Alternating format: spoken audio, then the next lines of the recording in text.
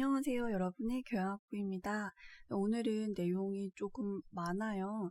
중간에 줄일까 하다가 그래도 조금 끊기면 이상할 것 같아서 한번 다 넣어봤거든요. 지금 했던 것 중에 제일 내용이 많은 것 같아서 얼른 시작해 보도록 할게요. 네, 이번엔 향당편의 5장이죠.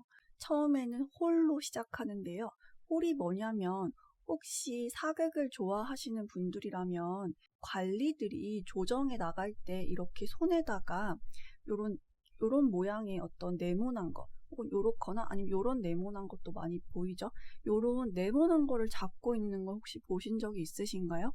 이 조정에 나갈 때 이렇게 손에 들고 있는 게 여기 홀이라고 얘기하거든요. 그래서 홀을 잡을 때 이렇게 해석이 됩니다. 그 말은 조정에 나아가는 걸 얘기를 하겠죠. 홀을 그냥 집에서 심심해서 들고 있지는 않을 테니까요. 그러면 홀을 잡고 있을 때는 이거 저번에 나왔던 표현인데요. 몸을 이 공처럼 공과 같이 한다.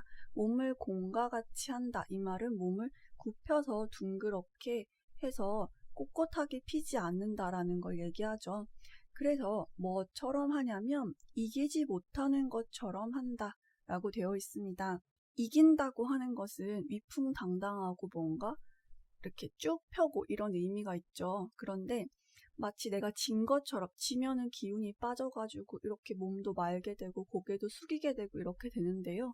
그 이기지 못한 것처럼 몸을 동그랗게 만다 라고 되어 있습니다. 즉 내가 홀을 잡고 있을 때는 즉 조정에 나아갈 때는 나보다 훨씬 높은 사람들과 함께 하기 때문에 특히 임금, 군주가 되겠죠. 그래서 내 몸을 마치 진 사람처럼 이렇게 굽혀서 한다라고 되어 있고요. 그리고 이 홀을 잡을 때 계속해서 얘기하고 있습니다. 홀을 잡을 때 이 위로 드는 것은 위로 이렇게 잡을 때는 읍을 하는 것 같이 한다라고 되어 있는데요. 저희 읍이라고 하는 거는 공식적인 인사, 절을 얘기하죠.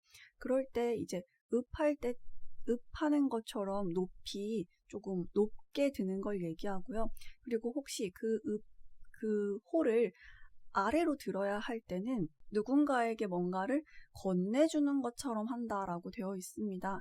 즉 높이 할 때는 읍하는 것처럼 읍할 때는 저희가 거의 막 손이 머리에 가까이 갈 거잖아요. 그래서 그만큼 높이 하고 그 다음에 낮게 할 때는 낮게 그냥 들고 있을 때는 다른 사람들에게 물건을 주는 것처럼 이렇게 살짝 낮춘다라고 되어 있습니다. 조정에서 이 홀을 잡는 어떤 예절을 얘기하는 거죠. 홀을 잡고 있을 때는 조정에 나아간 것이기 때문에 저희 이전에도 발자 있었는데 정색을 한다든지 무표정으로 해서 싸운 것처럼 그 얼굴빛은 싸운 것처럼 정색을 한다. 뭔가 긴장한다 라는 뜻이 되겠죠. 이때 싸우다가 동사로 싸우다 그냥 그대로 해석하셔도 되고요. 여기서는 형용사로 두렵다라고 해석이 되기도 했습니다. 그래서 얼굴빛을 두려운 것처럼 혹은 싸우는 것처럼 굉장히 긴장하고 무표정, 정색하는 것처럼 한다. 그리고 발은 얼굴빛은 그랬었고 발은 이 종종걸음, 칠축이거든요. 종종 거린다라는 뜻이죠. 근데 뭐처럼 하냐면 쫓아오는 것이 있는 것처럼 종종 걸음을 친다, 총총총 걸어간다 라는 의미가 되겠습니다. 그리고는 향례를 할 때는 이라고 되어 있는데요.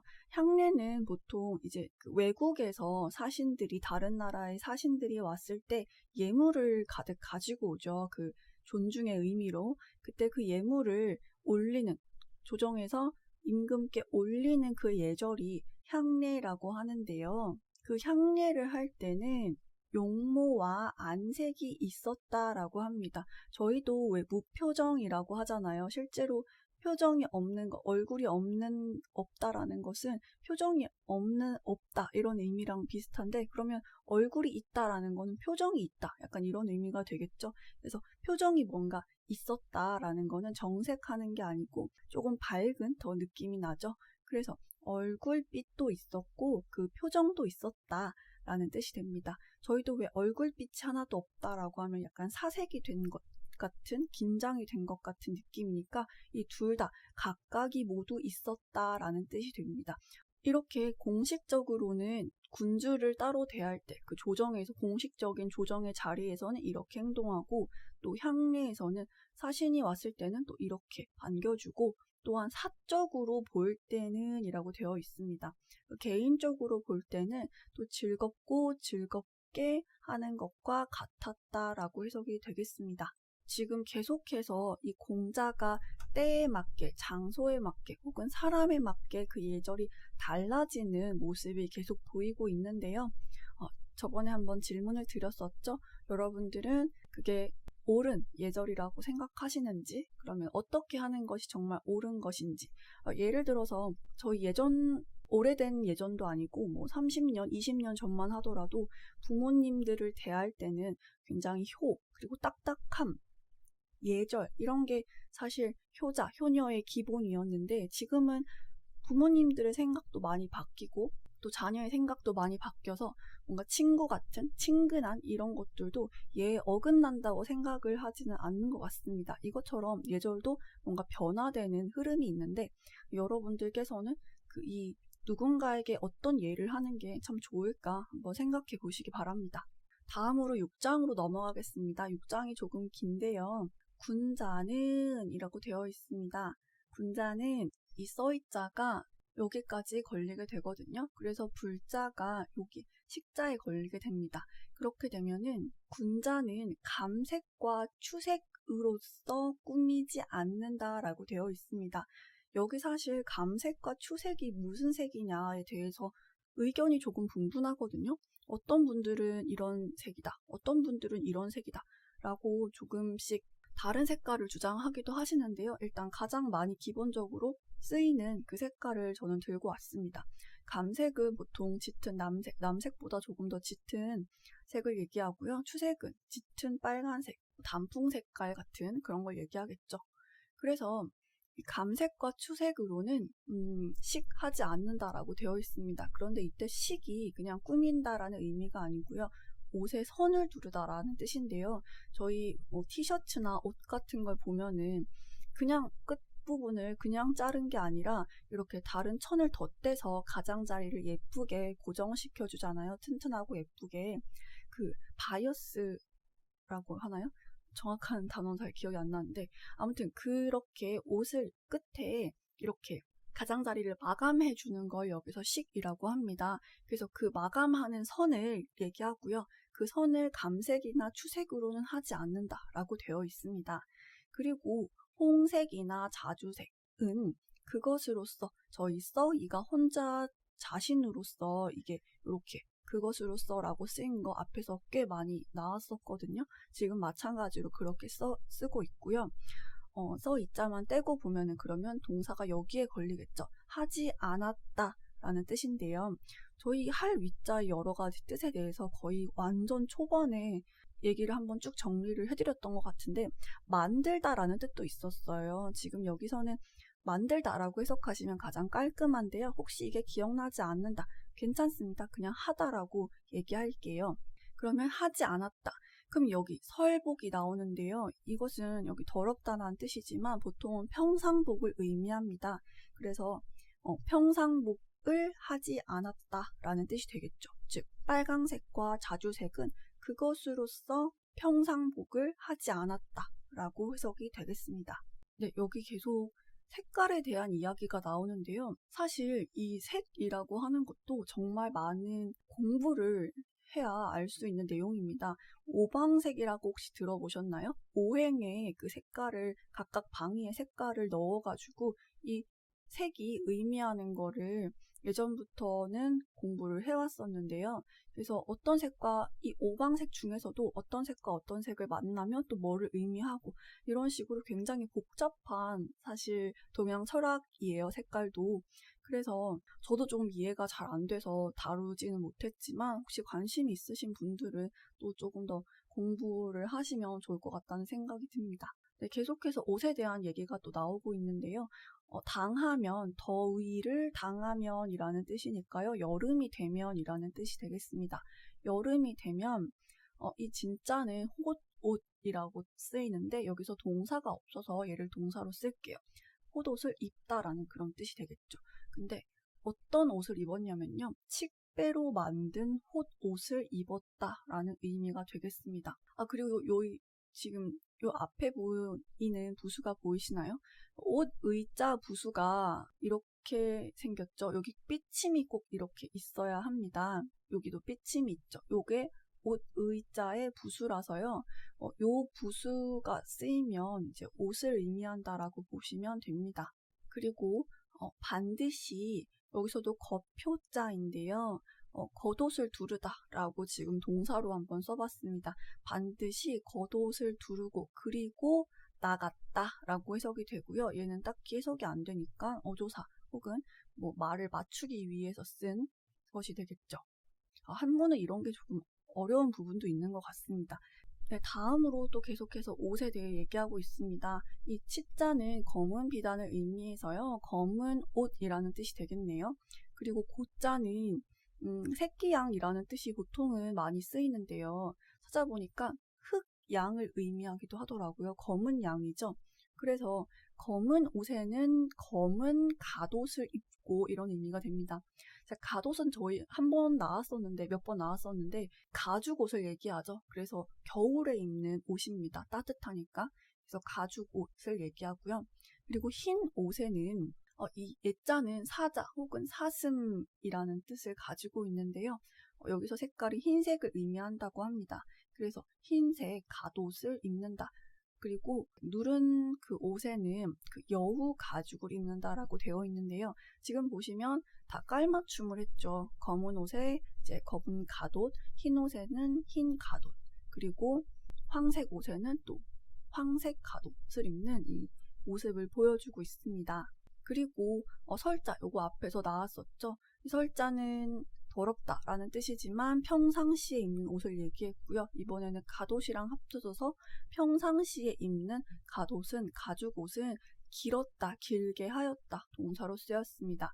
근데 짧게 하였다. 무엇은 오른쪽 소매를 짧게 하였다. 그러니까 갓옷을 길게 하였다는 것은 제가 이거는 가죽옷이라서 겨울에 입는다고 말씀드렸었잖아요. 그래서 조금 추위를 막기 위해서 아무래도 더 길게 롱패딩 입는 것처럼 더 길게 입기도 했고 또 이제 몸을 더 허리나 이런 부분에 감추기 위해서 입었다 이런 얘기도 있습니다. 그치만 오른쪽 소매를 짧게 했다고 하는 것은 내가 훨씬 그 생활을 편리하게 하기 위해서 그렇게 한 것이겠죠. 이게 그래서 실용적인 것도 의외로 되게 강조가 되고 있는 모습이 보이고 있습니다.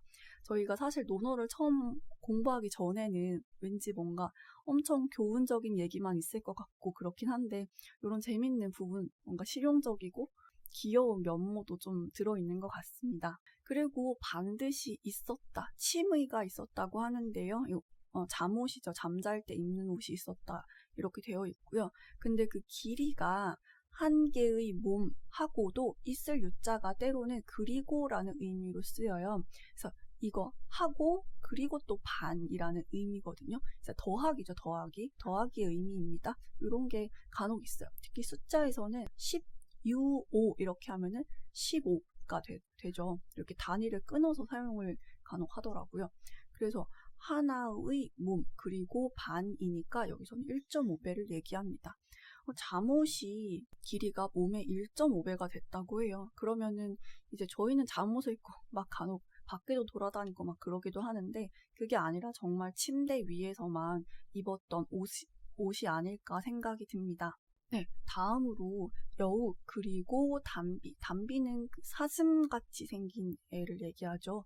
그래서 여우와 담비의 그 두터운 가죽은 그것으로서 역시 혼자 쓰였어요. 그것으로서 살았다라고 되어 있는데요. 이게 살다가 논어에서는 그냥 살다로 많이 나오지 않죠. 거주하다, 있다, 좀 이런 의미로 많이 쓰여서 보통은 여기서 여우와 담비 가죽으로 만든 어떤 카페트 같은 걸 의미합니다. 그래서 그 위에 살았다라고 해석이 되기도 합니다. 그래서 잘 때는 긴 잠옷을 입었고 그 다음에 바닥에는 가죽을 깔았다라고 되어 있습니다. 그리고 거자가 나오는데요. 보통은 제거하다라는 의미로 한문에서 많이 쓰이죠. 그래서 상을 제거하다니까 상이 끝나고 나서라는 의미가 되고요. 지금 보시면 부정이 2개가 나오고 있죠. 이렇게 부정의 두 개가 나오면 강한 긍정을 얘기합니다. 일단 있는 그대로 해석을 해보면 차지 않는 바가 없었다 라고 되어 있습니다. 그러면 무조건 찾다 이런 의미가 되죠. 상이 끝나면 무조건 뭔가를 찾다라고 되어 있는데 여기서는 폐물을 얘기합니다. 보통은 뭐 옥 같은 거를 얘기하는데 지금도 중국 사람들은 옥으로 된 장신구를 굉장히 몸에 자주 두르고 있죠. 항상 두르고 있죠. 그게 건강 때문에 그렇다는 얘기를 많이 들었는데요. 실제로는 이렇게 굉장히 오래전부터 있었던 어떤 문화인 것으로 보입니다. 이때부터 이런 얘기가 나오니까요. 건강뿐만 아니라 옥은 사실 그 예의나 예절, 도와도 연결이 되었다고 합니다. 그래서 그것을 상징하는 한 보석으로서 폐물을 항상 두르고 있다고 하고요. 그리고 유상이 나오는데요. 이때 유상은 그 조회에 나가거나 즉 공식적인 자리죠. 조정에 나가거나 아니면 제사를 지낼 때 입는 예복이었다고 합니다. 그래서 예복에는 아니었는데 그 다른 옷들에는 반드시 그것을 잘랐다라고 되어 있습니다. 원래 이 단어는 살자죠. 죽일 살자인데 덜다, 자르다 이렇게 줄어드는 의미가 되면 새라고 발음이 되기도 합니다. 그래서 반드시 그걸 잘랐다라고 되어 있는데요. 이게 뭘 의미하냐면 예전에는 그 옷감을 자르지 않고 통째로 쓰는 게 원칙이었다고 합니다. 그래서 유상인 예복에는 그렇게 원칙적으로 옷감을 자르지 않고 사용하였는데 그게 아니라 일반 평상복에는 그게 아니고 남은 옷가지들을 모아가지고 잘라진 그 옷감을 가지고 옷을 만들었다고 합니다. 그러니까 다른 조각보들을 모아서 만든 거죠. 얘네는 이제 그 옷감을 가지고 쓱 다 만든 거고요. 여기서도 굉장히 실용적인 의미를 볼 수가 있습니다. 그 원칙은 지키면서도 또 실용적인 그런 의미가 들어가겠죠. 그리고 또 여기 고자가 나오지만 아까도 흑색을 얘기했으니까 흑색 양으로 만든 그 가독과 그리고 검은 갓은 그것으로서 조상하지 않았다. 즉 조문하다라는 뜻이니까요. 조문하지 않았다라고 해석이 됩니다. 그러니까 저희가 보통 생각하기에는 지금 장례식장도 다 검게 가는데 이렇게 검은색 가독과 검은 갓은 조문할 때 입고 가지 않았다라고 얘기가 나오고 있습니다. 이것도 굉장히 색깔에 대한 어려운 부분인 것 같아요. 이런 게 왜 안 되고 이런 게 왜 되고 이럴 때는 왜 이렇게 입어야 되고 이런 내용들이 사실은 각각 공부하시는 분들마다도 생각이 좀 다르고 그리고 시대에 따라서도 또 많이 달라요. 어떤 시대에는 이런 색깔을 썼다 뭐 이런 것들도 있고요. 그리고 길월이라고 나오는데요. 보통은 이게 매월 초하루라고 되어 있는데 지금 뒤쪽을 먼저 보시면 반드시 조복을 입었다라고 되어 있습니다. 조복이라는 건 명사지만 여기서 입었다라는 동사까지 포함이 되고 있고요. 조복은 이제 의식을 치를 때 입는 굉장히 귀한 옷입니다. 그래서 그 옷을 반드시 입고서 조정에 갔다라고 역시 동사로 쓰이고 있습니다. 자, 근데 저희가 조복이라고 하는 건 지금 남아있는 기록으로는 보통 뭐 동지나 아니면 정월 초하루처럼 굉장히 일부 명절에만 입는 것으로 되어 있거든요. 그래서 이 길월을 때에 따라서 어떤 분들은 매월이 아니고 정월 초하루에만 그랬다 이렇게 말씀하시는 분들도 있습니다. 네, 마지막에 봤던 부분들은 사실 옷에 대한 얘기 그리고 옷의 색깔에 대한 얘기가 많이 나왔는데요. 옷에도 정말 많은 예의가 담겨 있고 색깔에도 되게 많은 의미가 담겨 있죠. 이런 부분은 사실 다른 예절보다 조금 더 연구가 되어 있는 부분도 적고 해서 좀 어려운 부분이긴 합니다. 어쨌든 그만큼 옷이라고 하는 것은 내 감정과 내 위치 그리고 상대방에 대한 예의를 드러내는 굉장히 중요한 한 요소구나 라는 거를 기억해 주시고 오늘 논어를 마무리하시면 좋을 것 같습니다.